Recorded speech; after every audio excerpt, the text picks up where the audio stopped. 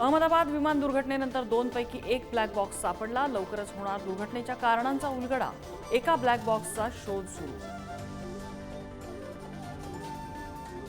पंतप्रधान नरेंद्र मोदींकडून अहमदाबादमधल्या विमान दुर्घटना स्थळाची पाहणी। शासकीय रुग्णालयात जाऊन जखमींची विचारपूस। अहमदाबाद विमान दुर्घटनेत एकूण 265 जणांचा मृत्यू। मृतांमध्ये महाराष्ट्रातल्या 15 जणांचा समावेश। अपर्णा महाडिक, मैथिली पाटील, दीपक पाठक आणि रोशनी सोनघरे हे 4 क्रू मेंबर्स मृत्युमुखी। लंडनच्या भूमी चौहान यांची फ्लाईट 10 मिनिटांनी मिस झाल्यामुळे अपघातातून बचावल्या। अपघाताची बातमी कळताच भूमी यांनी मानले देवाचे आभार। शरद पवारांच्या राष्ट्रवादीची भाजप सोडून कोणत्याही पक्षाशी युती होऊ शकते अशी माहिती। युतीसाठी अजित पवार यांच्या पक्षाचाही पर्याय राहणार खुला। ठाकरे कुटुंब एकत्र यावं यावर आमच्या शुभेच्छा। उद्धव ठाकरे यांनी बोलावलं तर मीही भेटायला जाईन। संजय शिरसाटांच्या वक्तव्याची सर्वत्र चर्चा।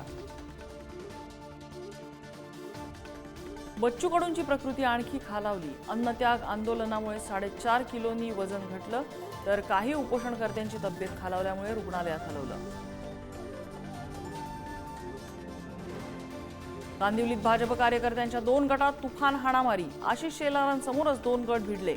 भाजपच्या 2 गटातील अंतर्गत वाद चव्हाट्यावर। नाशिकच्या सातपूर इथल्या नीळकंठेश्वर मंदिरातल्या दानपेटीवर चोरट्यांचा दुसऱ्यांदा डल्ला। चोरांना जेरबंद करण्याचं नाशिकच्या पोलिसांसमोर आव्हान।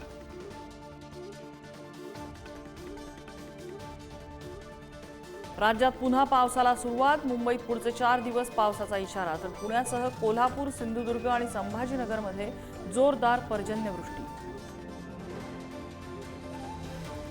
राज्यात अनेक ठिकाणी वादळी वाऱ्यासह मुसळधार पावसाचा धुमाकूळ। वाशिमच्या मंगरुळपीर बाजार समितीत शेकडो क्विंटल शेतमाल भिजला तर पैठणमध्ये केळीच्या बागेचं नुकसान। साईंच्या भाविकांसाठी दिलासादायक निर्णय। फुलं, हार, प्रसाद बंदी उठवली। भाविकांसाठी नवी नियमावली लागू। प्रवेशद्वारावर लागणार बिल पावती। इराणची राजधानी तेहरानवर इस्रायलकडून फायटर प्लेनद्वारे हल्ला। इराण प्रत्युत्तर देण्याच्या तयारीत। इस्रायलमध्ये आणीबाणी घोषित।